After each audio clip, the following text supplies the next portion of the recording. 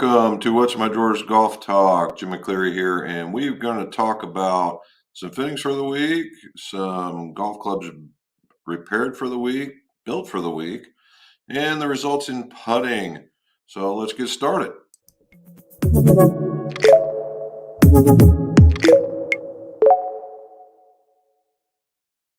Welcome to What's in My Drawers Golf Talk. Jim McCleary here. Why is it What's in My Drawers? Because old club makers, club fitters are tremendous pack rats, and I'm no different. It's about what's in the drawers out in my shop. And one day we're going to have to do a live stream of me just digging through one of them, see what's in there. It might be fun. All righty. And so this is the channel where we're going to be talking about golf club repairs, golf club reviews, and golf club fittings, along with some other opinions of other things. So let's get started. Now, episode was supposed to have Sam Hand from Lab Golf, and we haven't seen him yet, but that doesn't mean that he won't try and chime in. So we're going to get started with our normal setup and then see what he shows up or not. All righty. So how about our Wyndham Clark for the Open, man? That's pretty cool. Disappointing for Ricky Fowler. But good for Wyndham Clark, and I guess we might see some really good things out of him now that we know he knows he can win on the big stage, and congratulations to him. All righty, so next is some stuff we built. This is one of the new Wilson Dynapowers and the TI. The TI and the Carbon have actually been performing quite well, as a matter of fact. So I will say that Wilson has broken into the driver space, and they've done very well with this particular setup. And now it's just a matter of seeing. And it's funny, they fought about putting an adjustable driver out. They put this adjustable driver out, and now they're doing pretty good. So hopefully that helps them. So that was part of a set that looks like that. And this is a gal going to college, and she's going to play. And it's kind of you get to see a hodgepodge. You get the Dynapower driver, the Paradigm X fairway wood, a Big Bertha hybrid, and then a set of Big Bertha irons. Big Bertha irons down to a Jaws raw in the standard. The standard grind with a catalyst shaft. The other ones have the Ascents in them in the regular, and they've done very well. She's a two-sport player for a smaller college, and we got her lined out, and she should be good to go. All right, so top view of what the TI looks like, and then the shaft we put in it. So it's a good combination, very, very good combination. All righty, let's see here. Next set is a set of Mizuno Pros with Modus 105s in them. There we go. And then we also added some Jaws wedges in them to go with them. And that was, and we put some star grips on the ends of these, some star grips, and they were the gray kind. Just ended up liking what was on my wall, liking what was on my wall back here. And he hit them so well that he said, sure, let's just put those on there. So not too bad. And there's the Modus. You can see the gray on there. Not too bad. Finally, and there's the wedges. There's the grip. There we go. All righty. And one more set that went out was I was going to play a video, but it has a copyrighted song on it, and it was Steppenwolf, which it's a cool little setup, but it's all on Instagram. So if you want to go see it, it's on Instagram right now. But it was a set of Strixon ZX4s, Strixon ZX4s, and with some 120Ss in them and some jumbo Win dry tacks. So for I won't say beginning golfer, but not a more than average golfer. So we've been doing a lot. Plus, I got a whole bunch of what we call singles nights already happened. Since we had a day off today, and that's where we're at. So, there's Sam. It's okay. How you doing? Can you hear us? Yeah, I can hear you just fine. Can you hear me, see me? Absolutely. All Well right. done. You showed right up. I was looking up at the at the camera, and I looked down. There you are. So well done. So this is for every hey world, Sam world. So the last bit of this, we see the we did the fitting. So we did a fitting, and we live in South Central Ohio, and we had some people from Avon, Indiana, come on over, which is in Indianapolis, about a 3.5, 4 hour ride, and two different swings, two different kinds. One was long and fast, the other one was short and aggressive and not quite as fast, and two different results. And it was neat. The differences that we were, they couldn't believe that I needed to put them in almost the same shaft because the longer swing was extraordinarily smooth and the shorter swing was very aggressive. And once you tilted the swing speeds were like this, but once you put all the factors into it, they're pretty much in the same flex of shaft and actual weight, but the profiles were just totally different. And they were just kind of shocked and amazed at that. And we got them going out pretty good. But as part of the fitting was we do putter fittings. And one of the guys was, he has this, he's a self-made tinker, and so he's got one of every kind. And the other fellow with the long and smoother swing shows up with a directed force. And I said, did you go through the whole fitting process? He says, yeah, went through it. And he says, I was just wondering if it was right. He thought maybe I might be a fitter for you guys now, because of doing the reviews. And I was like, well, maybe in the future, but he goes, so all he was looking for was some confirmation that what he was given was correct. And I said, well, let's lay it down. So I use my putter jig, which measures the line, the dynamic line angle and the length of it. And he sets it up there, and he goes, "This is what I like." And I said, "All right." I put the putter right next to it, and it was dead on. So I was like, well, how about that? The video doesn't lie. Love that. Did Yeah, just out of curiosity, did the longer, smoother swinger also have a putting stroke that sort of mirrored that as well? Long, smooth stroke. yeah, How's yeah. he rolling it with his DF? He looked at me and he said, "I'm not a very good putter," and proceeded to drop 10 in a row. I said, "Well, Just like the line what says, don't you're a you better putter than you I think. want to know what your definition of not a good putter is going forward." But he was just looking for confirmation, and I was like, "Dude, you're dead on." And the cool part about it, Sam, was I got to see a lot. That the lab putter's got a lot going on in it, and the last part that nobody really takes a whole lot of time with is that grip. And I got to see what the grip does in the middle of this guy's stroke, and I was like, oh, okay, now I got that was the light bulb effect for me when I got to see everything going. So it was pretty cool. Yeah. Yeah, I Yeah. mean, our fitting, and I mean, I think that's what we're talking about here on McGolf. Is that right? Is just how we Golf equipment, man. You're in the middle of it all right here. right on. Well, one of the more interesting experiences I had just as a regular old golf consumer was the experience I had with the Adele fitting. So Dave Adele, absolutely one of the smartest minds in all of golf. Him with another fellow, similar pedigree, David Orr, back in the early 2000s, did really, really extensive research on alignment. And ultimately concluded there was a lot more to getting somebody lined up naturally than any of us had realized. Hosel shapes, head shapes, where the line goes, very subtle aspects of camber on a putter head, rounded flange, straight flange, all these things impacted people's ability to line up a putt. And we've all experienced that, right? We've all gone to the putter corral and we pick this one up and it looks like crap, and then we pick up the other one and it looks real good. They did a pretty good job of sort of kind of trying to categorize and draw a correlation between this person's tendencies and the putter that ultimately has them lined up the same. So I was super intrigued by this process.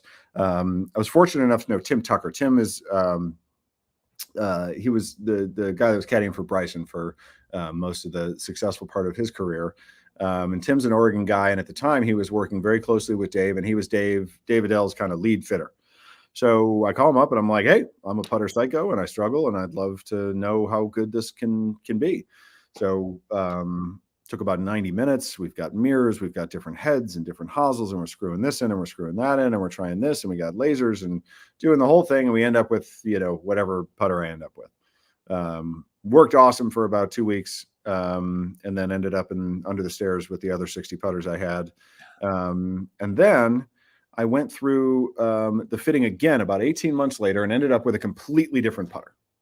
So that really, frankly, set me back in my faith and in putter fitting, because the way that this was pitched to me is that, I had some kind of genetic predisposition to aim a particular way. And therefore, this putter that I got fitted for the first time should have been the last putter I ever needed. Well, it was a completely different putter 18 months later.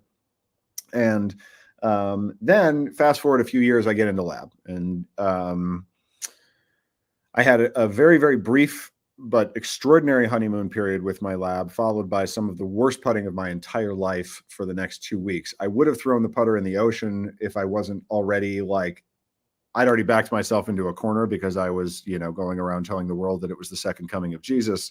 And if I'd have dropped it so quick, I would have lost what shred of credibility I had left as a, putter snob.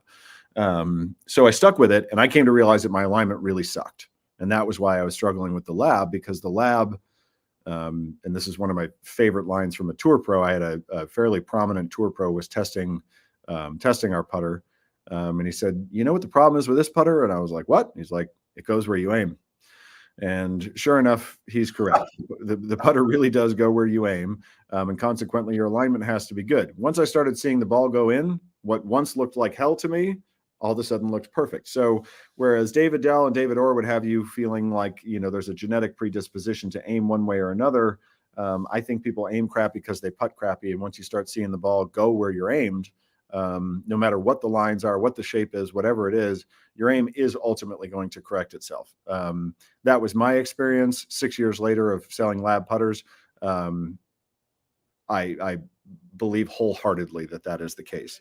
So that was a really long way of explaining that I feel personally the entire putter fitting shtick with the Captos and the Quintex and the Sam Putt Labs and the blast motions and the lasers and all of this stuff, I liken to, putting a thumbtack in a corkboard with a sledgehammer. It's just too much, and it's not actually helping the vast majority of golfers. When you get to a level of golf where you're calibrating your putting stroke every single day to achieve a very specific launch and, roll and this and all that, okay, we can get in there and really start splitting hairs on, what you want here and there. But for most of us, and I really mean most, even really good players, I'm a scratch player. I got a whole factory full of scratch players. And even with them, it's remarkable how different we are day to day. Therefore, all that's left is comfort. And so our putter fitting is super duper pared down. All I really care about is getting the eyes in a reasonably consistent position, over or more ideally slightly inside the ball. I want to see people standing in a way that would allow them to practice for more than 10 minutes, meaning, I'll mess with people's posture if I see that they're, super bent over or are going to have trouble, with their backs ultimately. And besides that, I don't care. Grip it how you want to grip it, hold it how you want to hold it, stand how you want to stand. And then I'm going to build a putter that sits flush with you in that position. And that's it. Your fitting is done. We don't fit for loft. We don't fit for really much of anything. If you've spent some time with the tech, like one of the really funny things that I've noticed with our customers is like, our tech is an adjustment. No matter who you are, it is an adjustment. For some people, it's a very happy and very easy adjustment. For some people, not as much. But they'll get their putter, roll a few on the rug and say, I like this. I noticed it's starting to line. It's good, but can I just get it a little heavier? Or can I just get it a little flatter? Or can I just get it a little more upright? They have this kind of initial instinct tinker because it's close, but not quite there. And they think that they're one tweak away from having it there. And the answer is always, yes, we can do that. But give me another 2 weeks of doing it just as is. I can count on one hand the number of times we get a call back after a couple weeks. If people use our technology to let the tech lead them to the stroke, they don't ever go back, and their putters fit them. There's no tweaking, there's no screwing around. It just kind of ends. And it started, to occur to me that all of the tweaking, all of the tinkering, all of the fitting is meant to do one thing: to help us start the ball where we're pointed more often. We have the luxury of having technology that kind of does that for you if you just let it. And so all the other aspects of a fitting just seem to kind of go out the window. They just don't matter because the ball's starting online. And that's the part. We'll go over some personal experience with what I've discovered on mine in the last 3 or 4 weeks, and I've taken it into a variety of places, man. So, and you're right, it needs to be a little more simple, and that's kind of where we go with ours as well. Now, for anybody that's watching that doesn't know who Sam is, Sam, tell them who you are. Hold on one second at the top. I am the CEO of Lab Golf. I have been for about 6 years almost now. And honestly, that's really my only claim to fame in the golf world. I've been in the bar and music business for 20 years prior. It's a pretty random, bit of experience prior, but it actually was pretty applicable because I had a weird product that mostly, more than anything, just needed promotion. And whether you're promoting music or you're promoting putters, it's kind of all the same. So yeah, I partnered with the inventor of Lying Balance technology. His name's Bill Pressey. He's the man, crazy smart guy, brilliant inventor. He's got a few other inventions as well besides Lab, though none quite as impactful as Lab has been on the putter industry. Partnered with him. I was just talking about this today, actually. We started at the time when I partnered with him, it was me, Bill, and one other builder. And we, as of this week, now have 53 employees. Nice. Yeah. Gotta like to see growth. That's pretty nice, yeah. And I found while I was tooling around, and Facebook has got a Lab putter group. Did you know that? I did know that. And it had nothing to do with us. That was so cool. One of the things that's funny about our customers is that, like, you can't, particularly if you've got a directed force, there's a guarantee you're going to take some shit for using that putter from your friends. And so no doubt. what ends up happening is you end up kind of with this, like, trauma bond with your putter because you're taking so much crap for it, but you love it. And, it's like having a crazy kid or something that, is bouncing off the walls at the party, and it's your kid and you love it and everybody else can screw off. And, well, that's when that dude from Avon, Indiana showed up, and I said, well, I was just talking with Sam about this thing, and I called it the branding iron. He kind of giggled at me a little bit, and the other guy goes, yeah. And I said, and I was scooping up balls with it from the back with the back end. I said, well, this is going to take a little practice, but you can do it. And he goes, yeah. And I said, what else this looks like it could do is take a bottle cap off of a bottle. And I said, and Sam mentioned that somewhere out there in the YouTube universe, there's a video of somebody taking a bottle cap. It's me. It was a video. We took a video of it right after we kind of opened up day one of our not newest factory, but the generation before, the one we just moved out of last year. And we had just finished building it out, and I cracked a beer with it. And yeah, we've got a list of, I think it's up to about 30 now, of different nicknames for the directed force. You got your, satellite dish and Starship Enterprise, and appropriately a whole bunch more inappropriate than that. But I like it. It says multiple people call their putter Darth Vader. I go for the more humorous version there. I call mine Dark Helmet, from Oh Spaceballs. yeah, yep. We've gone to ludicrous speed. Yep, Well, exactly. very cool. Uh, so lie angle balance. How does one come about lie angle balance? This is so I've been explaining it. Oh, let's go back. So if anybody doesn't understand, the reason why I am dealing with this is MyGolfSpy. Sam had partnered up with MyGolfSpy to do some member testing. And if you're on MyGolfSpy, every once in a while, on a blue moon, that you would get is selected to do member testing of various different golf products. It could be anything from a golf tee all the way up to a driver. And of course, I'm not like massive active, but I'm in the club making, club fitting area. I answer those questions, and the swings and all the stuff. I just stay away. And I said, "Oh, the lab thing." I said, "Oh yeah, I remember those."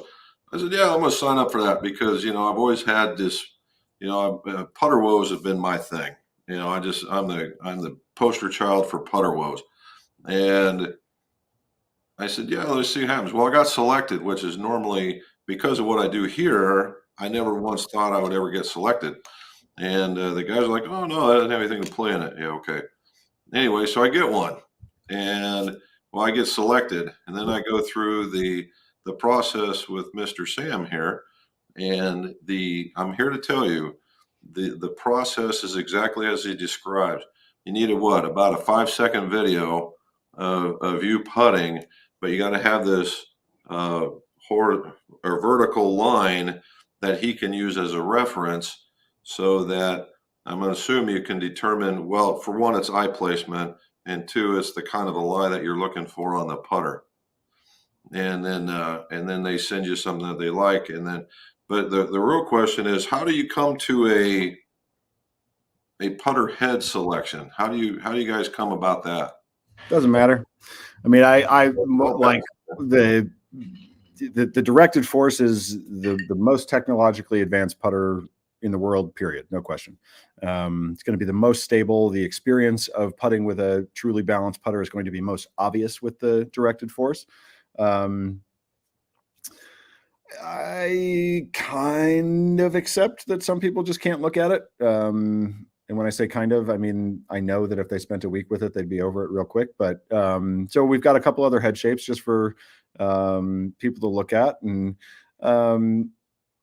I play about 90% of my golf when we're not prototyping. I play about 90% of my golf with a directed force. And it's nice to change it up every once in a while. What's cool is that, like, I used to have a bazillion putters. The two that I always came back to was a fully heel shafted Rife Abaco, which is almost 90 degrees toe hang, and then an Odyssey Rossi 2, which was, from a torque profile, quite different. That was a face balance putter, and to switch back and forth, you're changing your relationship with the way that putter moves in motion quite significantly. Well, if you're using lab putters, you're not changing it at all. So you can go from the directed force, the giant branding iron satellite dish home defense tool, and then use the link, which is a tiny little Lancer style blade, and nothing's changing about your stroke at all. You're just got a different look, and maybe get to have a fresh honeymoon. But as far as like picking one, it's really just which one you like. I generally, as often as I can, try to steer people towards the DF or the Mes Max, just because, for as good as people might think that they are, nobody, including tour pros, hit the center of the face every time from beyond 20 feet. So why not have the extra stability built into the face there, where you're not going to lose ball speed and such? But it really doesn't matter. And the nice thing too now is we got them available. People can try all the models at some of the major box stores and all that, so they can decide. They're not necessarily buying blind. So I went to the website, and it talks about, and we'll talk about some of the other features that I found out personally when I started trying it. But it talks about the steel. I'm going to assume this is the milled steel with the milled aluminum. Is that something that happens in every one of the putters or just some of them? I'm not sure I understand. Well, if you see the silverback here, Yeah, there's so yeah, silver that goes through each there. putter has different materials. So the directed force is entirely aluminum chassis, and then we've got stainless steel and tungsten screws. The Mez and the Mez Max is bimetal construction, so that's a mostly aluminum chassis, and then that centerpiece there where we drill the shaft into, that's made out of stainless, and the link is entirely made out of stainless. Okay. That was what I was kind of wondering because it does. Uh, we were when I was in Pinehurst, I was calling this the Mach 5 because of the M in the back. Nice. So so for anybody who's not really been in, um, doesn't understand what a lab does. What does a lab do for somebody? So the net effect is that it just makes it easier to bring the putter face back to square. There's no there's no torque. The putter doesn't twist. So all of us, whether or not we've consciously experienced it or not, um, take the putter back and bring it through. And despite the fact that we don't feel like we've manipulated the face or twisted our forearms or done anything, somehow the putter's either open or shut and the ball's not going where you want it to go. We believe that the culprit here is that putters, all while being swung on the inclined plane of the shaft, generally at 70 degrees if you just buy a stock putter, all putters are trying to twist. The face is trying to twist. We eliminated the twist. So, every other putter you've ever used, you need to keep it square. You've got a grip that's about stability. You've got a posture that's about stability. You've got motion that's about stabilizing the putter face. You got to keep the putter face square. In our case, all you got to do is let it stay square. So the more passive you are, the straighter the ball is going to go. So yes, net, people who use our putter start balls online more often than with any other putter. And that's what I saw in exactly what you just said. This golfer from Avon, he with the directed force. Of course, you can see because the putter's so big, you can see small movements.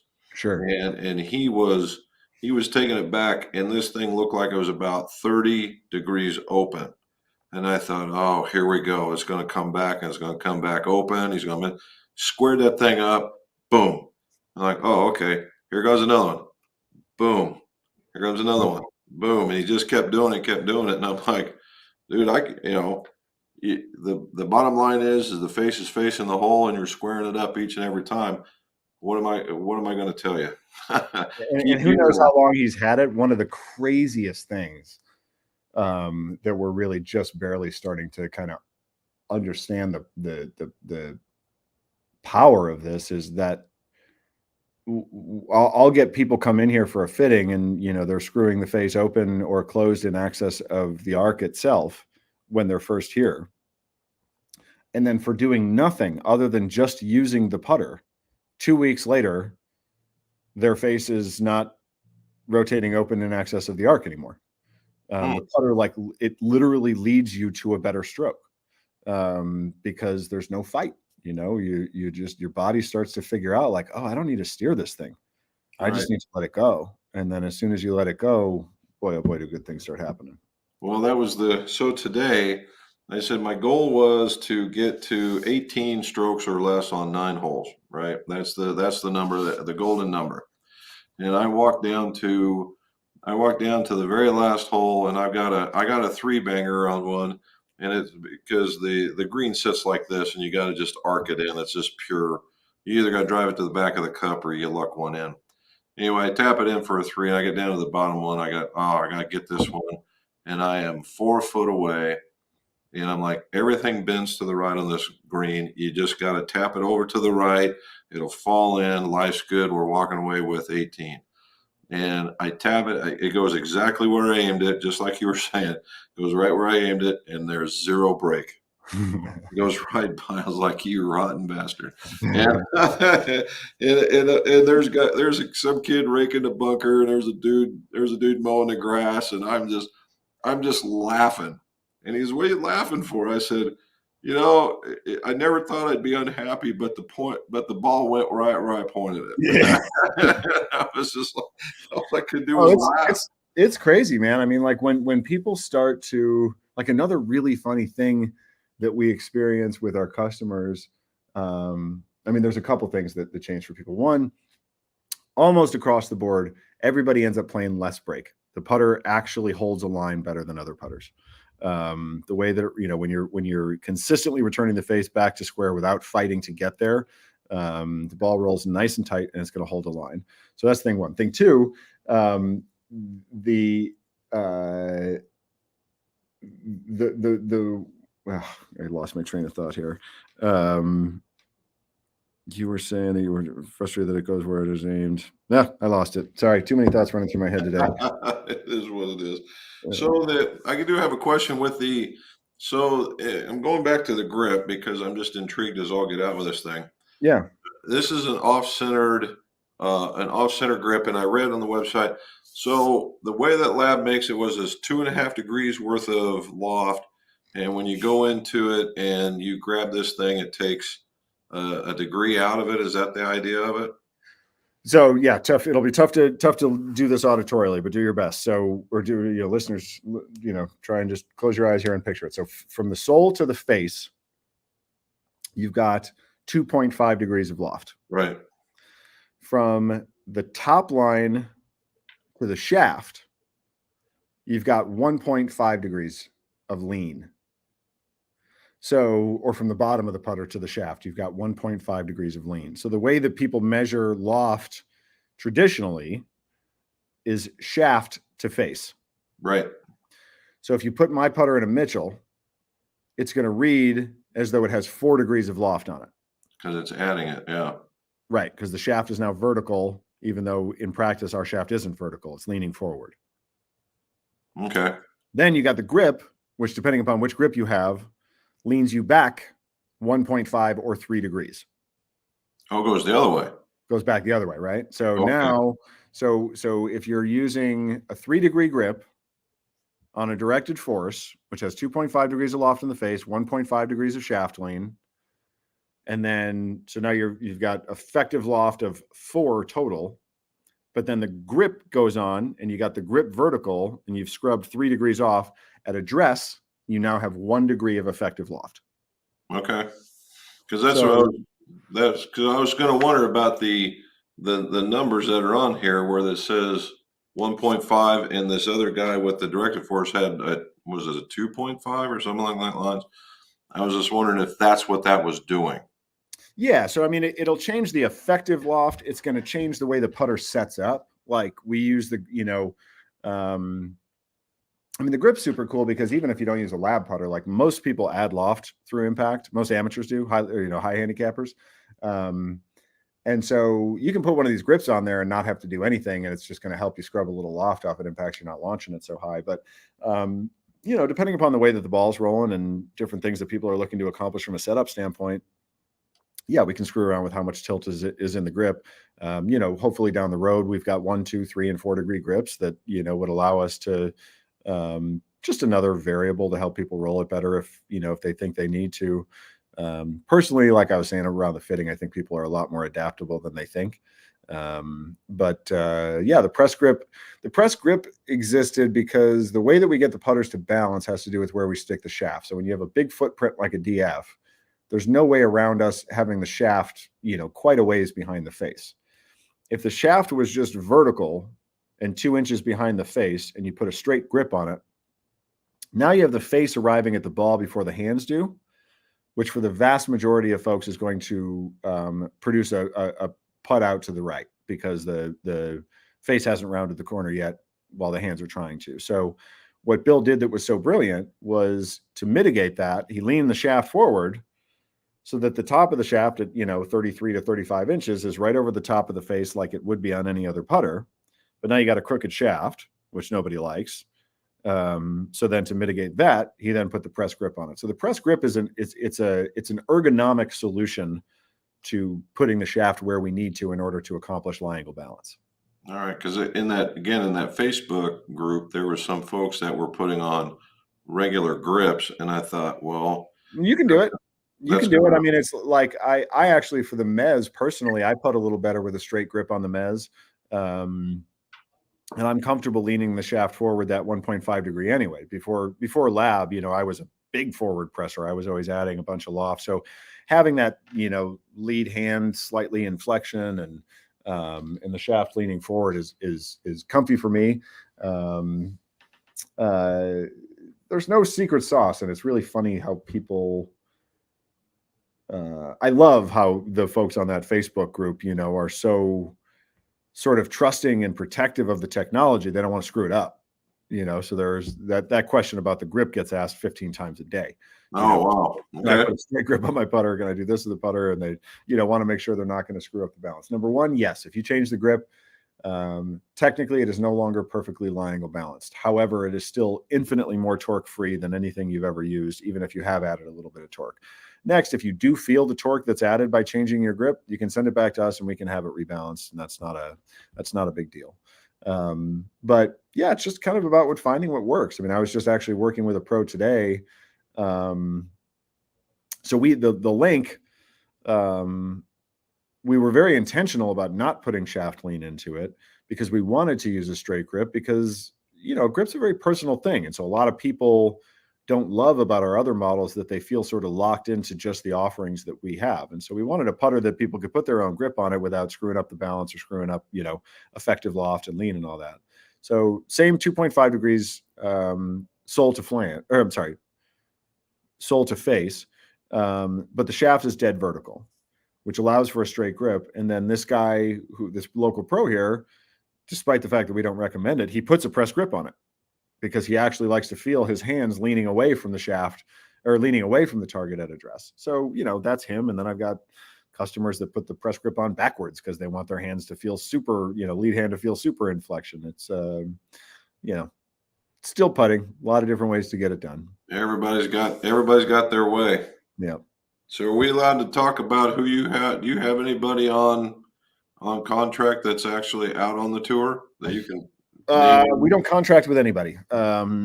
So that's one of the things that has made it very difficult for us to make the waves on tour that I know we ultimately will.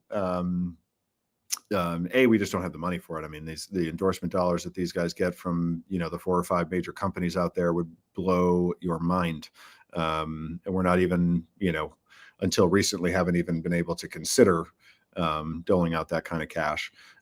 Secondly, we're the only people in golf that do what we do. Nobody can do it. So we've always felt like if you want to use our stuff, you're going to putt better, and you're going to make your money that way. And their other club companies can't do it. So, yeah. So we haven't, paid many players. So it's been a bit slow going out there. I try to be respectful about the guys that are using it. I will say this morning, I was super pleased to see that we sent one to Mike Weir last week, and he actually just made an Instagram post about it today. So I imagine he doesn't mind me talking about it. So that was super cool. We actually made another fellow lefty. Yeah, and he was a cool looking putter. We made him too. He wanted black on black for the sight line, so we had to mill the sight line rather than laser it, and then paint fill it, which was quite an ordeal. But turned out really, really cool. Yeah, I mean, Adam Scott's been using it for over a year and a half now. He's been super comfortable with us talking about it. As long as we're respectful, and he's been an absolute delight. He's really smart and a total golf junkie. Like a lot of these pros that we deal with kind of hate the game. They do it for a living, and you go up and you talk to them, and the last thing they want to talk about is golf. And Adam is different. Adam is still, just like us, just an absolute junkie and just wants to play better every day. Cool. And he's very, very, very technological in his understanding of how stuff works. For that reason, he's been wonderful for us to work with. He gives us very articulate feedback. Whereas with a lot of pros, you kind of get like, I don't know, the ball wasn't going in, so I don't like it. And that's about the extent of the feedback. Right. But we got a bunch of success out there. We've had, out on the Live Tour, we've had 2 wins out there. We had Charles Schwartzel used a broom to win actually the very first LIV event. And then Charles Howell won this year's season opener in Mayakoba with a link. For one tournament, I think it was the championships last year. We had 8 putters in play out of a field of 48. So I mean, that was Holy smokes! it was Yeah. pretty extraordinary for us. So they're getting there. We had 4 in play at the U.S. Open. We had 5 in play the week before at the Memorial. Or no, that's not right. I'm sorry, 3 at the Memorial. But yeah, it's been good. I mean,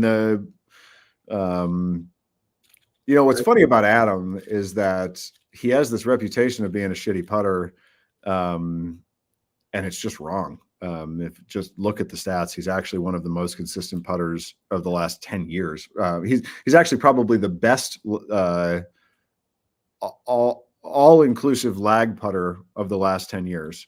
And then, from some of the sort of the makeable range, he's, I don't even want to say struggled here and there because it's never been that bad. It just hasn't been great. What Adam's done, unfortunately for him, A, he uses the broom, which automatically gets people raising an eyebrow at him. And B, he's missed a couple of the wrong putt at the wrong time.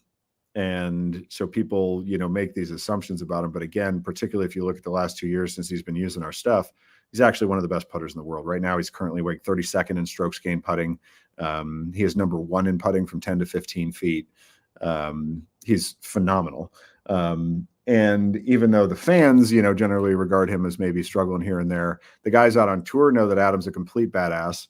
And consequently, he's turned, quite a few guys, not only onto lab, but onto broomsticking. We got Lucas Glover. It's been using it for 2 weeks now with some incredible results. James Hahn, who's always struggled with the putter, was put it in play in his very first tournament with broomstick. He finished number 1 in strokes gained putting, and I would guess that he's probably never finished a tournament inside the top 10 in strokes gained putting. So some profound results there. And, the guys that stick with it, I will say this, there's the one thing I've noticed out on tour. So these guys are master manipulators, right? They're the best in the business at manipulating a club head and making it do what they need it to do. Right. And to the point that they even use torque to tell them how to manipulate it. So when you take the torque away, the tour guys feel a little vague about the putter, like they just kind of disappears on them and they don't quite know how to do it because they're used to steering with such success. And the vast majority of the times that we've gotten putters in play on the professional level that had staying power, the individual had more than 1 week to screw around with the putter before putting it in play. The times when they discover the putter on Monday at the tournament and put it in play Thursday can usually guarantee it's only got a week or 2 in the bag before it goes the way of the dodo, because they haven't fully allowed themselves to kind of integrate their technique around the technology. And I think that's probably the reason we've been so successful out on the Live Tour is that, they play so much less that when they grab a putter, they take it home with them. They don't put it in play that week. And they've got a couple weeks to screw around with it. And those guys generally don't go back. Like once you're kind of have let lie angle balance, get in your bones, everything else feels like a snake. Well, I'm with you on that one. I can totally, I've been a center shafted guy for some time. So, and as we have talked before about how even on your videos that you have on the website about how even center shafteds want to torque open to a certain extent, or although they're less, but they still want to do it. I can feel it, right? And then the idea of the low torque shaft, I thought that was just a myth until I tried one. Now it feels like everything else is flopping like a fish. Oh, and it does. It's like a cheap sales technique, frankly. Like a lot of companies will put super whippy shafts in their putters because they feel good. When you're sitting in a putter corral, putting a Ladies Flex steel shaft in a Scotty Cameron putter is going to feel awesome. It's going to feel sweet and the sound's going to be good and all that. And then you start getting outside 25 feet and you're going to be worthless. Companies will put these like little softies in there to get you to buy it, and regardless of how it actually works. But the stiffer shafts are they're a thing. It's very, very real. All right.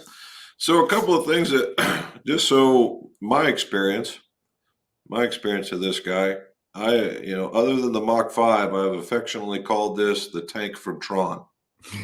You know, and not in a bad way. It's just that's what when I see this, that's what the first thing I think Yeah, of. we get Tesla truck memes too, and I'll tell you, if you don't mind a tiny bit of vulgarity, my personal favorite nickname for the Mez was, there was a blue one. It was Adam's blue one that was on TV, and somebody said it looks like a Smurf just shit out a Lego. There you That, go. that one was pretty incredible. Yeah. I like the thing the thing that gets my attention is the fact that the sheer thickness of the putter. And I was like, well, all right, we'll putt with it. Because normally what you see is it's basically faces and then everything kind of tailors away from it and doing that. And I thought, well, all right, let's give it a shot. I'm not taken back by that too bad. And this thing looks like it could drive nails because it's just so. I mean, it's so sturdy looking, Yeah. right? And it's just crazy. And I thought I'm going to pull this thing out of here. I'm going to need to go get a hernia surgery. And and I pull it out, and it's light as a feather. I'm like, whoa, geez, I'm going to be offline. I'm sure you've heard all these things, right? You need to have your putter stay on line. You need to do all these things. And I start putting with this thing, and literally it's not fighting me. And I'm like, wow, okay. And I've always wanted to try. I know that even the best guys, straight back and straightforward, are never ever going to be. They might be straight back and straightforward, but you got to give it up by face manipulation somewhere along the line. There's a trade off in there. Unless you're like this robot, which nobody is. There's a trade. And I thought, well, okay, let's try this thing. And the funny part was, and I was telling folks on that MyGolfSpy forum, is after about 2 weeks of using this thing, I actually started seeing the line of the putt. And I was like, there it is. And that's And I could see the break of what I wanted to say. I knew where it was going to go. I knew how it was going to go and how I was going to do it. And instantly, I mean, it didn't stop me from three putting, don't get me wrong, but all of a sudden I got a whole bunch of one putts. That because I'm always going to have a mental fart, and I'm gonna miss it. But my number, I almost had one, maybe two one putts. Now I'm looking at 4 and 5 one putts with one three putt, yeah. right? And so therein lies there's the give. And I was like, holy cow, look at this thing go in. And I'm like, all right. Well, and I'm like, why am I seeing these? Why am I seeing this? Why am I doing it? I'm like in fourth dimensional mode. Like I'm golf nerding out hard. And I'm going, okay, how am I seeing this? Why do I do this? And I noticed that, of course, the very thing, you're not feeling any twisting. But one of the things that got me, and it was kind of cool because you allowed us to pick it, but was this where that shaft sits back from the face. Mhm. To me, now all I'm seeing is face and ball. In a lot of the places, the putter, in a lot of cases, you're going to see that shaft sitting either right here or right there, and it's right in the way. And I can't tell you how many people have come and said when we do these putter fittings that I don't like the double bend shaft. Why not? Because there's too much noise. All right, I want a straight in. I'm like, well, you can't have a straight in and the heel and still have it balanced the way it is because it's a trick going through the center of the club. I mean, so if you want that straight, then I got to put it in the middle of the face. Well, I don't want that either. I'm like, well, and I No, didn't, and that's and I that's really one of didn't the look thing. at I mean, that. people talk about how they don't like center shafted putters, and that's one of the things that keeps them away from our putters. But our putter doesn't play like a center shafted putter because of what you just talked about, because of the onset. So usually a traditional center shafted putter like a Seymour or Newport 2.6, something like that, the shaft is going to bisect the top line and make it really awkward for some. For us, it doesn't do that because the shaft doesn't get anywhere near the top line. Yeah, and it just gives me a clean. I mean, it just gives me a clean perspective of where that ball is going to sit right here, and there's no noise. Right. There's no noise in the way, and I was like, another light bulb moment. I'm gonna have to pay AEP a whole bunch of money for turning on the light bulb, but It was crazy. I just walked right up to it. And I was like, yeah, I got this. Bink, and there it goes. Bink, and there it goes. I'm And so happy you're making them. You touched on oh, something about the lightness. Have you weighed it relative to your old putter? I haven't put them on like a swing weight scale, but if I was to hold them out like this, because yeah, I told you I got a make field and it's a center shafted and I got a BGT in it. And I go to it, and now the funny part is I hold this thing out here like this. I'm like, God damn, this got a lot of weight in it. And but when I pair it up with the other one just feels slightly heavier, at least So from a feel format. what's crazy about the tech is that what we've come to realize is the brain registers torque as weight. So when you have a putter that's trying to twist on you, it feels heavier than it actually is. So in order for us to we throw a conventional swing weight scale out the window. Like Right. ours, for like the directed force, for instance, the stock swing weight on that is F5, which is 20 points higher than you'd pick something off the rack at. And that's because this weird illusion happens that when you remove the torque, all of a sudden the putter feels super light. This is off-putting at first. Those who embrace it start to realize, okay, I can grip it a little lighter. And because I can grip it a little lighter, I can be a little bit more accurate, just like I am with a dart. You don't squeeze a dart when you're throwing it. You don't squeeze anything that you're, stroking, like a pool cue. You don't squeeze it with your right hand. You got soft hands, and the absence of torque allows us to grip it a little lighter in order to let the putter head do its thing, which also allows us more touch and more feel. Cool. Yeah. So if you had to tell anybody out there about lab golf and what lab could do for them, what would you tell them if they were just first person you met on the street that just happened to be an avid golfer? I still go back to our original tagline, which is that you're a better putter than you think. And people really are. They're so much better at reading greens than they realize. They're so much better at judging speed. They've just had so many crappy results starting the ball offline that they get all twisted up, and their natural instincts and athletic instincts just go away. And with our putter, you get to just be a natural athlete again. Now it's rolling a ball with your hand on a green. It's not this, overblown massive swing thoughts in order to accomplish what it should be fairly simple. The hole's right there. It's 4 feet away. All we got to do is just knock it in, and Throw it there. it's right there. So you're a better putter than you think is, I think, what I'm still going to be telling people. Very good. So I got 68 comments sitting here in the wings. Sam, are you willing to take a few of them on? Yeah, let's go. What do we got here? 3:22. I have 8 minutes. All right, 8 minutes. Let me see if I can scroll down and get directly to some of them. All right, a lot of them talking back and forth. And let's see, we got. Well, we had here's one that's very relative, and I say that in jest. Matt, my buddy up in Cleveland, says, "Hey, when's the golf shirt or golf clothing get tossed out?" As in like, why am I not wearing golf gear? No. He's like, why? When do you decide to toss out your golf clothing what's the time it's got to hit the scrap bin? Oh, like for me personally? Sure. Oh, this is exciting. It's a very good question. For starters, I would say that I am not the average golf dresser. I have in fact decided that I completely cracked the code because this summer I've been playing exclusively in bathing suits. Because why the hell wouldn't I play in a bathing suit? They're light, they're comfortable. I don't have to wear a belt. When do I decide whether or not it's time to go out? When I start to see, like when the little dirt, that collects on the back of the collar there won't come out in the wash, is usually a pretty good indication it's time to go. There you go. When mine gets discolored from the collar to the regular thing is when you get the when it's time for it to go. When my collar is one color and my shirt's the other, and because I've been out in the damn sun with it too long. Yep. All righty, let's see. Check out Frank Powell's. His is the first question about lab putters. Lab putters, Frank Powell. Oh, here we go. Frank Powell. Frank Powell's from Louisiana, right? Or Mississippi? Mississippi. Mississippi. Here we go. Here's one from Frank.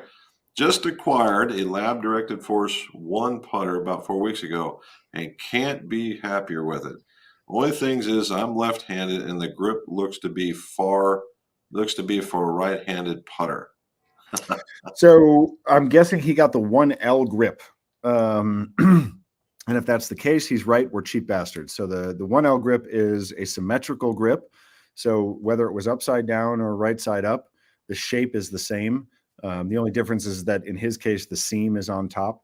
If he went to the Press 2 grip, we do make that specifically in a left-handed version. So if you don't have if I need to know more about what grip he's got on there before I can speak totally intelligently on that. But if it's the 1L grip, it's that for an inventory standpoint, given that we sell, I don't know, I mean, literally probably 15 left-handed 1Ls a year. It just didn't make sense to have the grip rewrapped just so that the logo and the seam would be oriented correctly. Okay. So is that, I mean, for even like for this one, because this is a lefty putter, are the holes just drilled differently? Is that the idea? Or no, I mean, for when the grip's not symmetrical top to bottom, it's a whole different grip. Because if you can think about it, to have the flat side be the same relative to the angled bore, you can't just put it on a right-handed putter. Otherwise, the grip would be leaning towards the target, not away Right. from it. Yeah. So that's a whole different grip. I mean, that was,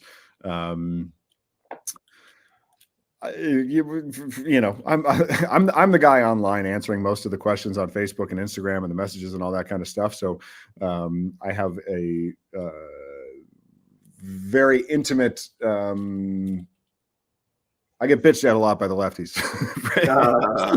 I'm a pretty sensitive guy. So about a year and a half into it, even though we didn't have nearly the lefty numbers to justify paying for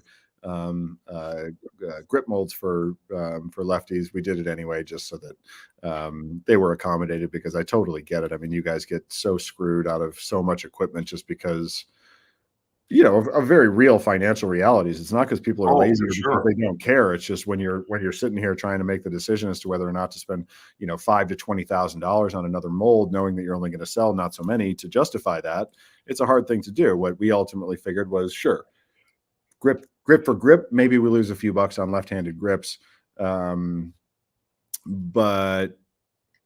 you know, you're a perfect example. If I got one lefty out there who owns a golf shop and owns a fitting studio, who's, you know, got more access to our equipment because we make it in left-handed, you're going to sell, you know, 50 for me this year, I bet. So it ultimately makes sense for us to do it. Well, I know there's some folks out there who goes, "You really like that?" I said, "Dude, this thing is something else." And they're like, "Okay." So we'll see. All right, here's another one. PZ Golf. Hello, Sam. How much face rotation will the link have on a toe or heel strike as compared to true traditional heel shafted 45-degree low tank? So I will let you in on a little secret there, Mr. PZ Golf. It doesn't matter. The industry has done an incredible job of telling a story around, you know, a putt struck off the toe, opening and therefore sending the ball out to the right. Unless you are talking about a putt from like 80 feet where you're actually compressing the ball that it's on the face long enough to have an impact there, directional deflection is almost, not entirely, almost irrelevant. Where you will see a difference as far as like how much the toe moves when you strike it off the toe is going to have some indication of a loss in ball speed. The more deflection you see, the toe opening on a toe strike, chances are the shorter that ball is going to come up. The nature of our technology, which allows the entire putter head to be moving at the same direction, at the same speed, at the same time, makes all of our putters quite a bit more forgiving than a putter of a similar footprint and, you know, sort of cubic, same size, same MOA, same mass. Our stuff's going to be more forgiving because of the nature of the balance technology. Ranking our putters, I mean, I guess to answer your question, you're talking about, you know, up against a 45-degree toe hang putter. There's no contest as far as ball speed losses on off-center strikes. Ours is by far the most forgiving blade putter ever made. And same thing with the directed force. Ranking them as far as in terms of stability and a lack of ball speed loss on off-center strikes, the directed force is going to be the most forgiving, followed by the Mez Max, followed by the Link, followed by the Mez 1 is actually our least forgiving putter that we offer. What was the one that you were talking about in the video that was you called it just basically a bar of metal that you put on there for the traditionalist? Yeah, that was the B2. It was I actually like it. I think it's a cool little putter, but very, very surprisingly, it was impossible to balance. We had such manufacturing issues with that putter that we had to scrap it. But that one would have ranked right in there with the Mez. Not a terribly forgiving putter. Okay. BZ Golf asks another one. Is it possible to have a Link putter custom done with a red oval such as on the Seymour? No, but I'll give you a Sharpie. There we go. And I should take it back. If you play the game for money and we got a chance to get it on TV, sure, I'll make you one. There we go. But what I will say is that some of the Seymour guys out there have noticed that the heel side screws are exactly on line with the shaft if the shaft is perfectly vertical. So rather than covering the red dot, you can cover those two screws with the shaft, and you're doing the same thing. Okay. Emmanuel, who is another guy that's on here quite a bit, and he's another club guy, says, how is my misalignment cured using the lab versus the world? So that's funny because that reminds me of the thing that I forgot when I forgot mid-sentence what was going on. Okay. So people will often call up and say, like, and they're frustrated about the fact, they're like, I want to like this putter, but I miss everything to the right. That's a really, really good thing. And it's frustrating to have the same miss over and over again, which is why people get neurotic and crazy about it. But consider how rare that is, that you have a single putter that always produces the same thing. And if it's always producing the same thing, eventually you're going to adjust. So point being, Emmanuel, if you're using a lab putter and you're continually seeing the ball go to the right, whether with a intentional effort or a subconscious effort, your body's going to want to start pointing that thing to the left because we want the dopamine. We want to see the ball go in. And when you have a singular miss, like a single miss to the right, the way that people will complain about, generally means it's a single fix. And 9 times out of 10, it's alignment. And I'm not saying that it's just going to magically happen on its own. Sometimes it does. But it's nice with the lab to know that when you do get aimed properly, you're going to have corresponding results. So if you're going to go out and play a round of golf, make sure your buddy gets behind you on a 6-footer. Make sure you're pointed where you think you are. If you're not, you might have to do a little work. Go get a mirror, go get a chalk line, or even just borrow your friend for 5 minutes to kind of get used to figuring out what straight is. But then you swing the putter, the ball starts where you're pointed, it goes in the hole, and your brain makes that connection very, very, very quickly. Okay. We're starting to get into some here. This is another one. Peter, he's from Myrtle Beach, and he says, isn't Adam Scott using a lab putter? I think we kind of covered that one, but yes, he most certainly is and has been for quite a while. And, one thing that people don't know about Adam is that he uses a short putter for about 80% of his casual rounds of golf. Rarely uses the long putter when he's just out playing golf at home. And he uses all of our different putters. He uses the DF, he uses a Link, he uses a Mez, he uses them all. All right. Cam McMaster, he's out of Canada, actually. And he says Eric Anders Lang is using one and swears by it. That's the other YouTuber that goes around and travels and does golf, right? Eric. He is, yeah. He's got the glasses and the shaggy hair. He's the man. He's a really, really sharp guy. I've really enjoyed getting to know him, and hopefully he and his team are actually going to come up and take a look at the factory and film some content up here. But I was the way that all happened was very, very randomly. Ended up playing a round of golf with one of his project managers. I didn't even really know that he worked for Eric. And I gave the project manager guy, ended up getting a putter from me. Eric borrowed his in a pinch and made everything. And then we connected, and yeah, he's been, I didn't really know too much about him or follow golf too much, but by all accounts, he was a pretty crappy putter. And now it sounds like he's gotten pretty dangerous with his DF. I've watched him. He tells a really good story. No doubt. That was really his thing. He does a really good story. He's a charming fellow. All right. JP Duncan wants to know if I'm using the Mez 1 or the Mez Max. I'm using the Mez Max based on Sam's recommendation, and I am okay with that. I don't, I've never been shying away from something that is the shape, the size, well within my wheelhouse, right? Yeah. And we talked at length about the link, and because I already had a center shaft where somebody had basically cut the hosel off of a regular bladed putter and welded it in the middle, and he goes, "And you're missing everything on one side." And I said, "Every day." And I'm like, they don't even come out of the bag. And he says, "Well, there, and we don't want that." So that's why he recommended that, and I'm glad he did. So we did that. All right, let's see. Was PZ, so many people talk about how ugly a putter stroke Stricker has, but even made over 40 million with it. Would Strick benefit from a lab putter? Steve Stricker.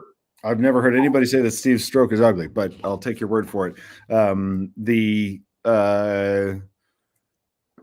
think anybody would benefit from a lab. And I really, really believe that. What I do know, and I think I mentioned this earlier in the show, the better the player, the better the putter. Typically, the longer it takes to accommodate the technology, or not to accommodate it, to utilize it. Because, particularly somebody in Steve's case, I mean, I've met Steve and I've talked to him and I've heard him talk, a bunch on TV about, how he putts and what his theories are. And he's one of those guys that when I listen to him talk, I'm like, oh my God, like everything that you work at is to mitigate torque, to mitigate the twisting. He's found his way of mitigating the twisting. He's a, very lead hand dominant putter. He's got a very specific way he likes to hold on to the putter. He likes to feel the heel off the ground because of the way that impacts the torque profile throughout, impact. But the truth is that Steve Stricker is an incredible putter because he has an amazing ability to read greens and an amazing ability to judge speed. So if somebody forced him to use my putter for a year and to figure out his mode with it, I think his talent, coupled with making it just that much easier to square the face, even though he's already incredible at squaring the face, yeah, I think that he would benefit from it. Okay. Got one from Michael. It says, if you said to my dad he'd be selling a putter for $600, he would laugh on the floor. He was sinking 15-foot putts with a mini putter. Of course, there is practice. Yeah, you got to kind of practice, brother. No matter what. Yes, it is not a magic wand. It is not. You still got to read the putt. You still got to take it back and be true with it. But it just makes it a little easier. Yes, yep. Sergio, I see Cam Master here. Sergio was using it. And that was like, frankly, my biggest heartbreaking moment seeing him drop it. Although I caught up with him at the last live event, and he says that he still screws around with it. And best guess is we'll see it back in the bag. Sergio is somebody who said directly to us, for doing nothing, my stroke is improving using this putter. And it was true. He had a ton of face rotations, very goofy path shit that he used to do. And after about 3 months, or more than that, he used it for almost 6 months. I've heard secondhand from his coach and from some other folks, as well as him directly, that all of the metrics on the various platforms that he uses to keep his stroke in check all improved while using it. Okay. Peter says he owns a Mez Max, and my question is, how's the best way to set the putter on the ground? Does the handle lean to back rather than forward, or maybe as I'm having trouble being consistent with it? I would just say set it down flush and light. So, whatever your trail hand is, I love watching people line the putter up with their trail hand. So what I'll tend to do with any of the different putters that we use, I'll rock it back and forth heel to toe until I kind of find where flush is. And then once I know where flush is, kind of what the lie is, then I sort of nudge it in there with my right hand to get it pointed where I want it to. And then I take my grip. Okay. Let's do one more and then I got a jet. All righty. Dan Bunga, he's from, well, yeah. Anyway, he's from Minnesota. How hard is it to break through on the tour when it seems there's so much copycatting with equipment? The best current example is probably Ventus, which of course performs great. So when I first bought the company, that was my biggest nightmare. The good news is we have some very strong intellectual property protection. We have patents on both the grip and the way that we balance the putters. But the scary thing about patents is that like it's not a patent until somebody challenges it. And so if one of these big guys decided they wanted to take it on and start making line angle balance putters, we could be $1 million deep before we even see our day in court, just on legal fees and all that. So it's a scary thing. One of the things that I've come to realize over the last 6 years that gives me a little bit of comfort in this regard is that these things are a ridiculous pain in the ass to make. You could not imagine how much more staff, how much more talent, how much more training, how much more materials, how many more inconsistencies on a daily basis we have to deal with than the major OEMs who get in a load of 20,000 heads from China.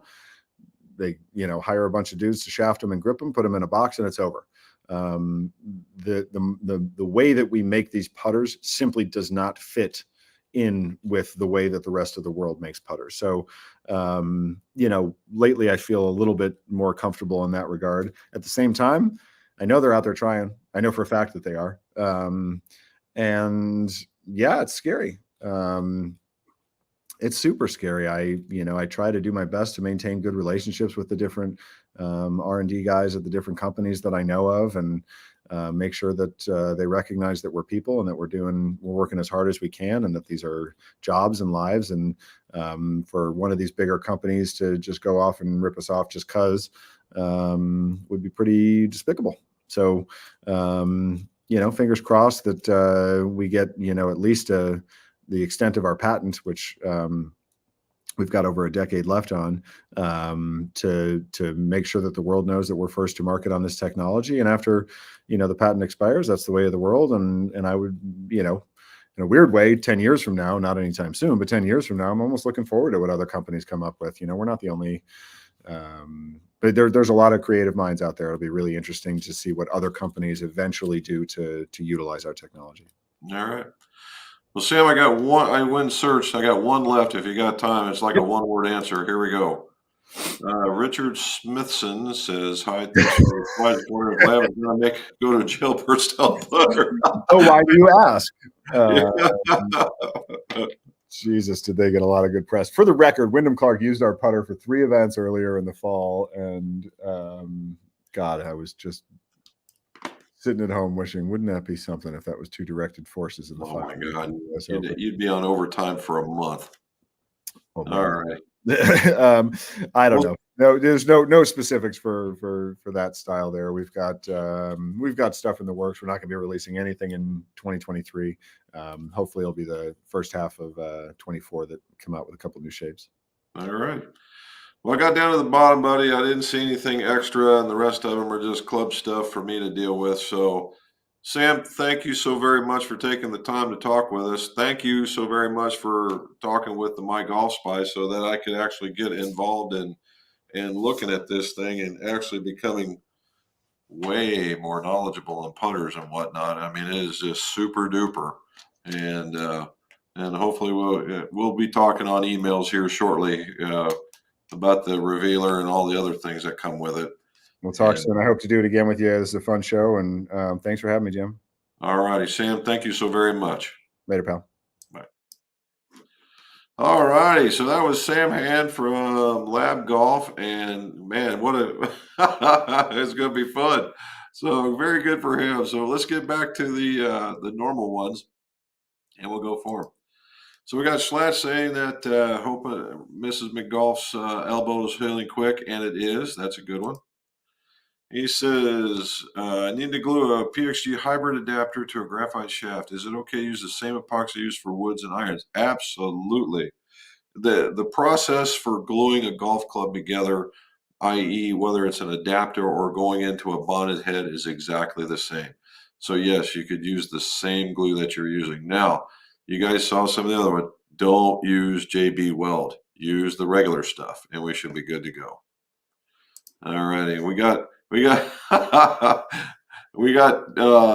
Sam to talk about this one. So good, and congratulations at the Sun Soccer Camp.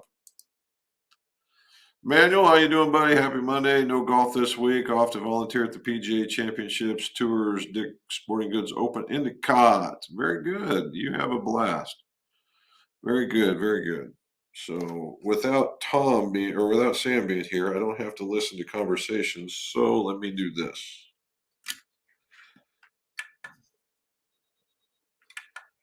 Okay, now I can talk. I use the earphones. I use the earphones so I can hear Sam talking to me. If I don't, then all it is this. All righty.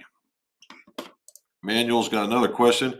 I want to get swing weight from D3 to D6 without adding length. Would you recommend butt weights or tape inside the shaft under the grip from D3 to D6?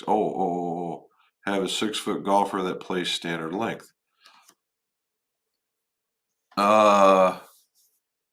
Yeah, so Manuel, if you go back and you look at GolfWorks, if you really want to do this, and keep in mind you're adding weight, a couple of things you could do. You could add, they make a heavier grip, and not a fan. Pardon me, not a fan. But GolfWorks makes these little plastic inserts that you can put in the butt of the grip, and then you can glue the weights in there in order to do that. Now, the handle of the grip does not take a lot of torque, so you don't have to be like super tight, super anything with that. You just a couple dabs of glue and you can put it in there in order to do that. Now, keep in mind, 3 swing weight points, man, that's going to be 3 times 4. That's like going to be 12 grams worth of stuff. So you want to add, measure, add, measure, add, measure. All right, my favorite U.S. Open course is Bethpage, tough as nails and a true common man's course anyone can play. I would agree, Travis. I mean, I would agree. You always see the stories of the guys that are, sleeping in their cars at 2 o'clock in the morning to be able to get on, and it will eat your lunch if you're not paying attention. Jim Anderson, good evening. Very warm in Fife, Scotland again. Hope you're both well. Looking forward to a great show. Very good. Thank you, Jim. I appreciate that. Mr. Slash, what size grip did you use before going to Jumbo Max, and why did you change? Sorry, I missed the live show in which you switched. So, you know what? This is actually a pretty good topic of discussion. So the only reason I was using standard MCC4 grips, and what I was doing, I was setting the grip in my fingers so that it was allowing me to do that because of the swing technique I was using. And if you look at a lot of the grips that are out there, you layer it in here, you're like this, and you wrap your fingers around it in order for it to send your fingers so that you can get this wrist manipulation going. Well, the Jumbo Max is just completely different in that they want you to set a little deeper in your hands so that you can grab it and get that same manipulation. The only reason why I switched is I did some testing, and it was the same grips that I use anywhere else, and I put them against there, and the Jumbo Max actually worked. All right. So I asked them to send me a set. They did. And I said, well, my next set of irons, I'm going to put these on. Well, it'd been a while because honestly, I didn't see anything. I didn't see this massive improvement in iron design. Although there were some very nice irons out there that would cause me to want to switch. So what I did was in the history of the McGolf channel, we did some testing with some golf shafts. And again, I fell right back into liking 95 gram golf shafts. The results were better. And now the 105s worked. The rifles that I had in there, great shaft. And they did work as far as acceleration profiles go. Well, Acura came out with the TZ, and all of a sudden it works better for me. So I thought, oh, here we go. We got the Acura TZs. We got this. I'm just going to switch them out. We're going to go do it.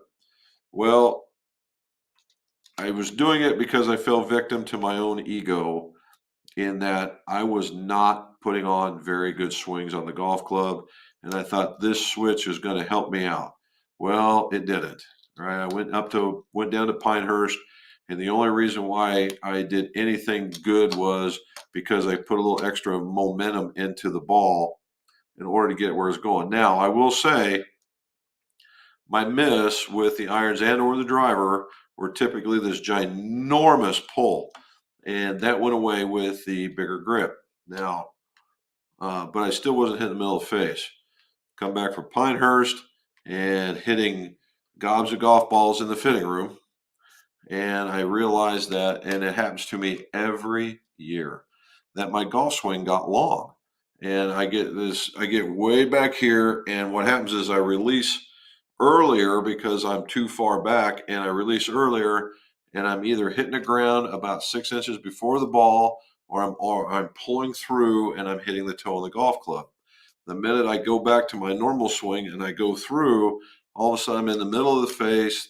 The swing path straightens right out. I'm hitting a quality golf shot without having to do that. And then I took the golf clubs out today, and that's exactly what happened. Uh, my irons started hitting. They started hitting the distances they were supposed to hit. They were going the directions that they needed to go. And the last club in the bag that was giving me fits was the driver. And as soon as I trusted the fact that it felt like I wasn't even taking it back all the way. The minute I did that, I'm here to tell you, I gained 40 yards. 40 yards in the typical, because I was hitting it so poorly. It's not that this is magic that everybody needs to go hit short backswings. It's because the quality of the hit jumped up so high, I got that kind of response. Okay. Hi, Jim Rob. Using a flat grip on my putter and thinking of going to a Garson Max. What is your opinion on that one? So, Michael, if you're having issues with, if you're, the thing with the Garson grip is that it's got that teardrop design that you can put your thumbs on both sides, and what that does, it keeps your elbows in, and then you putt. Oops, sorry, you putt with your shoulders and bigger muscles. That's a good thing. Now, if you find yourself swinging and you're putting more like this, then yeah, I think the Garson is the way to go. Charlie says, "Hi, Matt. When it has holes in it, sometimes not." Yeah, okay, buddy. Peter says he has a Pinehurst retreat in September, staying at Talamore Apartments. Peter, I tell you what, I like that place. The Talamore area where like all those townhomes and whatnot are, and what he's talking about is not necessarily where we stayed for our Pinehurst trip.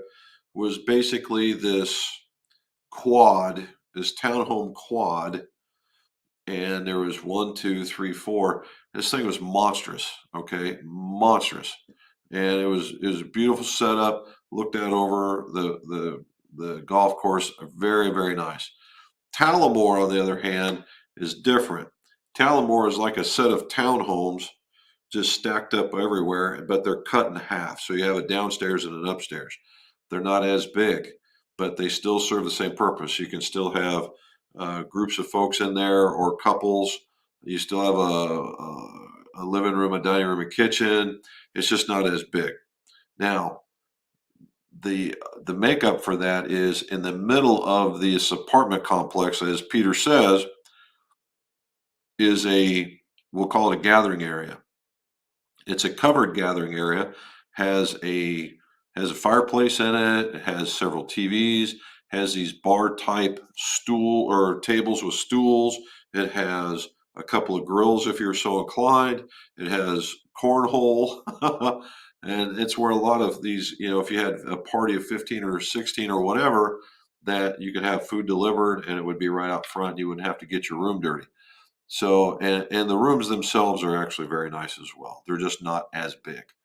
And so, yeah. So, Peter, I'm totally jealous, and Talamore is a great place to go golf. Nathan Royce, loving the set of Tacoma 101 irons that you custom built for me. Makes for a great third set for the Florida house. Well, I'm glad you like them, bud. uh,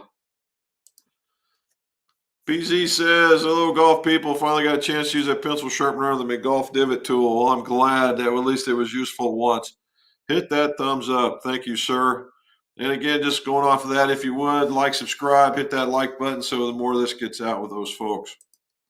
Past my prime, McGolflanders. There you go. Hydrosil, Central Illinois. Very good. What's with the well, as I said before, so Pat, what it does, it plugs into this guy so that I'm not echoing. If I didn't have it in here, there would be this massive echo and it would be bad. I get rid of most of my golf shirts after they've shrunk in my closet over the winter. Nice. That's a good one. Frank, how you doing, buddy? Don Irving. Did Callaway send you any of the new Big Bertha heads? If so, can you do a review on them? Don, they did, and I will. I've been actually the Big Bertha and the Big Bertha Reva have both worked out very, very well. We've sold a few sets of both, and they tend to be very, very nice. So yeah, good call. Let's see. Hi, start again, Robin. Hope your arm healed. Everything is fine. Yeah, she's healing up. She's a tough cat. Jim, how often do you find a driver adapter glued into a head by some quality golf repair expert? I had one. Oh, did you really? I'm up to 3. I did a video on worst club repair. Now, this was a Callaway club, and they poured so much glue in there it came out from underneath the cogs and out, and it was just an absolute disaster. And then you get the ones that they break the screw that holds it all together, and they'll try and put some glue into that. That was a tough one right there. So that was where it goes. All right, what happened to the arm? Saw too many grips. If you ask her, she's going to say yes, Charlie. Oh, by the way, I didn't get a chance to tell you. I went off script a little bit on this one. This was an old fashioned made by Handy and Schlechter using Buffalo Trace as the bourbon. I gotta say, for a mixed, it's not bad. In fact, it's really good. All righty. Ms. McGolf liked the Talamores very much. Jerry Wilson, hello from Northwest Louisiana. We hit by a string of F2 tornadoes. Well, hopefully you're okay. Temps in the 90s, index 100 plus. We have power without people for, oh my goodness. Well, hopefully those folks down there the power folks will be working round the clock to help you out. Ah, yeah, those are the, you know what, past my prime, the other one is that I get on that's tough with those is for some reason, and it only happens in the TaylorMade, they get some level of this white verdigris on there. And it literally, it's almost like a white rust. And it rusts itself into the golf club. And you literally I gotta pound it with a no bounce to break it loose. And yeah, it can get awful. All right, there's Frank with that one. There's Frank with that one. We did that one. And there's Camilio. How are you, sir? Yep. Until she does it, which she did today, by the way. Speedy recovery. John Cherry, there you go. Hello from Myrtle Beach. Well, hello there. There's a new one. Question again about puring from last week. Do graphite shafts need to be pured? Would puring work in a putter? Okay. Graphite shafts, if nothing else, it would be, in my opinion, graphite shafts are the ones that probably need it the most. Okay. And the reason being is graphite shafts are made from layers of graphite. Depending on the maker, it could be anywhere from, I think it's 8 is the minimum, and it's just a small teeny weeny shaft, but on the average around 12. and then they can go up as high as 30, and those are the micro layer shafts that Aldila used to use quite a bit. And so what, if you think about this, is you take a piece of paper, let's do this. This is a piece of prepreg. This is a piece of prepreg. Prepreg is the layer of graphite, and it wraps around a mandrel. So it goes like this. And when it goes like this, this in a perfect world would meet like that. Unfortunately, in most cases, it's mostly like that, where they layer underneath. Now, you do that 12 times, and they're not always in the same spot. And that's what makes it better. Sometimes they're here, and they're here, and here, or here, and here, and here. But sometimes they are. And that's what creates the hard side. And so the puring is actually needed more for those than others. Now, that being said, if you find yourself working with a wound shaft, then no, because the way the wound shafts work, you don't get that. Now, can you use it and find it? Yeah, you can find a hard side in it, but it's rare. Okay, I would say it's rare. Now, would it work in a putter? Probably, but would you see anything different? My answer would be, the idea of puring is that it's working on forces. I just don't see a lot of force there. The idea is, as we were talking earlier, is this zero torque or very brutishly stiff, so it doesn't do a lot of that, so you can stay square. All right, my dog Rex, thumbs up, students. Thank you, sir. I appreciated that. And you got that one. Dennis Hood. Hello, Jim Rob. Sorry about the arm. There's Cam. He's back. Hello, everyone. And Cam asking, who's this guy? Yeah, Sam Hand. He owns he's basically partnered up with the Lab Putters. I gotta say, they are strange looking, but they do work. I will give him the nod for the fact that it does work. And yes, the only reason why Sam wasn't on last week is because he was dealing with Adam in the shop that week. Let's see. Here we go. Funny if you said, oh, I read that one too.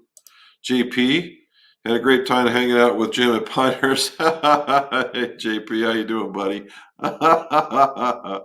Yeah, it was fun, man. I was telling her, it was like, you were the one that was keeping us all on track. It was pretty cool. JP and PJ. All righty. You did that one. Here we go, Charles Harvey. If I put a 355 taper tip in a 370 with a gap insert, what swing differences will it make over putting in a 370 over the performance of the club? If you put, so Charles, if you put in one of those shims to be able to fill in the hole, if they were exactly the same, I would think not a lot.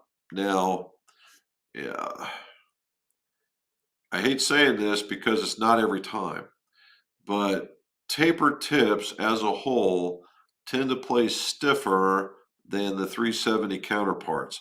And I go over that with the KBS. And KBS, that's an absolute truth. All right. And so if you were to find yourself with a taper tipped club, and let's just say everything's created equal, you may find that it's a little bit stiffer and it might actually putt a little bit better. All right. Jason saying, hey, roll the ball with my hands. There you go.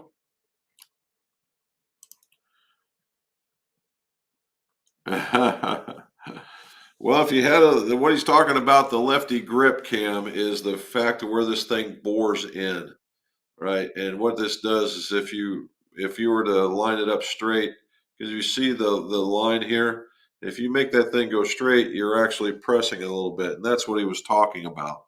So there you go. Bill Nauman, great one. There you go. Is there an arm lock version? Now, it's funny you say that, because if you go to the Facebook lab group, there was a guy selling one that had an arm lock putter on it. And if you see, if you talk, what Sam said is, yeah, you can use a regular one, just to understand that you're not going to have the same loft. The effective loft is going to be a little bit different. Anthony Giuliano. Really? All right, Giuliano. There you go. I know I say that because I know an Anthony Giuliano. I know cutting stroke lab putter isn't a good idea, but is cutting a putter 2 inches, isn't that counterbalanced? Okay, let's go back. Okay, it isn't a good idea, but is cutting a putter 2 inches, is that counterbalanced? Okay. Okay, so Anthony, the idea with counterbalancing with a stroke lab putter is the fact that there's an actual weight that's in the back of this thing. And it literally is around 2 inches long. Now, can you cut it down and put this thing in? Well, certainly you can take the grip off, pull this weight out, and you can cut it down. I am not for certain whether or not you would be able to insert this thing the way that it was made, because if you can imagine, it's a piece that's about yay big, and it's got 2 rubber O-rings in it so that it press fits in. Now, if you go down that far, the diameter of that shaft has got to start getting smaller somewhere. If you're at 35 inches and you want to go to 33, certainly I think it would work. But if you're at 33 and you're wanting to cut it down, say for a child, no, I don't think it will. You might have to manipulate a little bit, maybe take those rubber O-rings off and put it in there, maybe wedge it with something else. All right, MP, we're getting down to the end. One length clubs and gapping on the long iron end, including one length hybrids.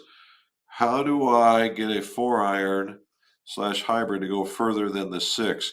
Give up and go to standard or variable length? Well, the first NP, the very first thing in my experience with folks at the upper end is that they know that they're at the upper end and they try and produce longer shots by trying harder. I mean, and what I mean by that is I've watched these guys, nice, beautiful, easy swings, and as soon as they hit that 5-iron, that 5 or that 4-iron, they grunt. All right, they grunt because, well, it's shorter. It's shorter. I got to swing it further because it's shorter. Well, no, that's the whole idea of single length. Put the same swing on it, same swing, and then see if it doesn't go. That's number one. Okay. Number two is sometimes there's been people fiddling around with this that might put something slightly, just slightly more flexible in it to get that, that next level yardage on it. And then finally, the next one is, yeah, I'd add a 1/2 inch. And those are the simple ones. All right. I've been having a lot of issues with Brampton's epoxy, and the one that I hear seems not to have an expiry date. Camilio, I don't do a lot with Brampton's. Now they had the only thing I've ever really done with Brampton's, they had it was a grip solution. I won't say solvent, but it was a lanolin, and you would squeeze 2 squirts in the grip and maybe one on there, swirl it around, put it on, and that stuff, it took forever to dry. Now, it was a really neat alternative if you didn't want to stink up the place, or if you didn't want to be dealing with chemicals, or because it was lanolin. It was actually good for your skin. However, it didn't do that. I wouldn't necessarily go the Bramptons. I mean, they've always had a good reputation, so I'm not sure what that would mean. I can only suggest that you would. I would only suggest that you make sure that you stir it up for at least a minute to get all the bubbles out of it, and then get it in there before it gels. And make sure everything is super clean prior to putting it together. If that's not working, then ditch it and go somewhere else with it. Hey Wilson, another one-on-one question. I need to cut down a graphite shaft. I only have Weekend Warrior tools, hacksaw, Dremel. Which one of these do's with masking tape? Thanks from Australia. All right. So, A Wilson, even if you had a hacksaw or Dremel, the Dremel is probably the best way to do. If you get one of those cutting discs, the cutting wheel disc, perfect, perfect. In fact, I use that, only my wheel is this big around.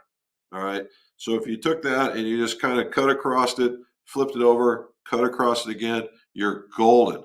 If you have a hacksaw, you go to the local hardware store and get what's called the rod saw. And the rod saw is exactly what it sounds like. It fits into the hacksaw, but it's just one rod that has a truckload of aggressive grit on it, and you can saw back and forth, and you can get either one works. All right. You're more than welcome, sir.